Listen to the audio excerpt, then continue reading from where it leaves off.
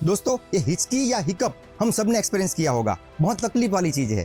कई बार तो हम हमारी बात भी खत्म नहीं कर सकते और लंबे टाइम पर होने पर हमारे चेस्ट के मसल, छाती के मसल और पेट के मसल भी हमको दर्द करना शुरू कर देते हैं। तो ये हिचकी या हिकअप को कैसे रोके, कैसे कंट्रोल करें, उसके लिए क्या कोई ब्रीदिंग एक्सरसाइज है, कोई मेडिसिन है? इसकी इंफॉर्मेशन लेने से पहले आप फटाफट ये वीडियो को लाइक कीजिए और अच्छा लगे तो सबके साथ शेयर करना है। दोस्तों, हिकअप के टाइम पे, हिचकी के टाइम पे हमें डीप ब्रीथ करना है। एक गहरी सांस लेके उसको रोक के रखना है, जब तक रोक पाओ तब तक। बीच में हिचकी आती भी है तो भी सांस रोक के रखनी है। ऐसा 2-3 बार करने से आपकी हिचकी चली जाएगी। और फिर भी नहीं आती है और लंबी हिचकी चल रही है तो टैबलेट बैक्लोफेन 10 मिलीग्राम, उससे आपका डायफ्राम का मसल रिलैक्स हो जाएगा और आपको आराम हो जाएगा।